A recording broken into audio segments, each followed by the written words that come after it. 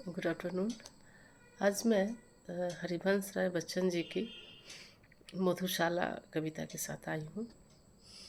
1935 के बाद 1935 में मधुशाला पब्लिश हुआ था और उसके बाद से ही लगभग हिंदी साहित्य में मधुशाला की जो रौनक है वो थोड़ी कभी भी कम नहीं हुई।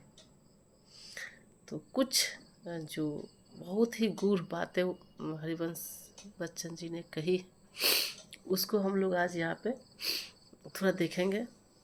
तो पाठक अगर हल्के से इसको सुनते हैं, जिसमें विरोध भी हुआ था मधुशाला को, क्योंकि उसके शब्दों पे लोगों को आपत्ति थी, लेकिन हरिवंश राय बच्चन जी ने जो गूढ़ बातें कही है उसको थोड़ा डीप थिंकिंग के साथ समझने की ज़रूरत है।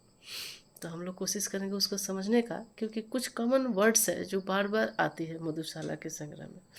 मधुशाला में हाला, प्याला, मधुबाला और मधुशाला के 4 प्रतीकों के माध्यम से कवि ने अनेक क्रांतिकारी, मर्मस्पर्शी, रागात्मक एवं रहस्यपूर्ण भावों को वाणी दी है।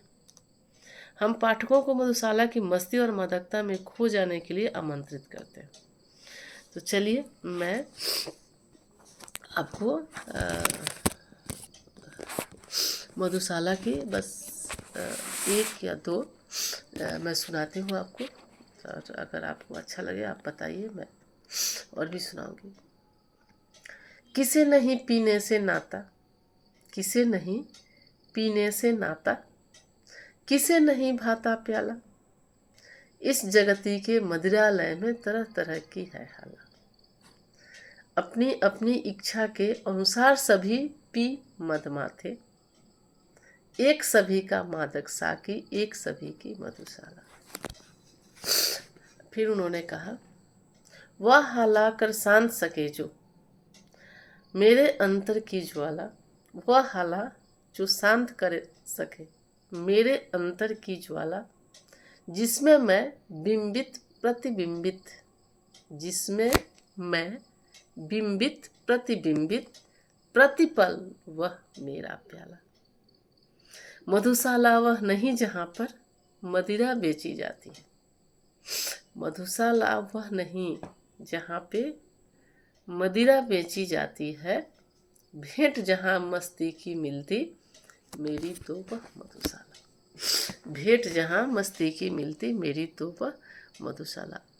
दर्शकों, आप इसका मीनिंग को समझने की कोशिश कीजिए, बहुत अच्छा है, और आप शेयर कीजिए, कमेंट कीजिए, मैं इसको लेकर के फिर से डिस्कस करूँगी।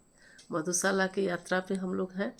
हर एक दूसरे दिन मैं कुछ न कुछ आपको वहाँ की सुंदर पंक्तियों को सुनाऊंगी, जो मधुशाला, मधुबाला, मदिराला के माध्यम से क्या क्या जीवन की शिक्षा को, की जीवन की गूढ़ता को, जीवन के रहस्यों को परत दर परत हमारे सामने खोलती चली जाती है।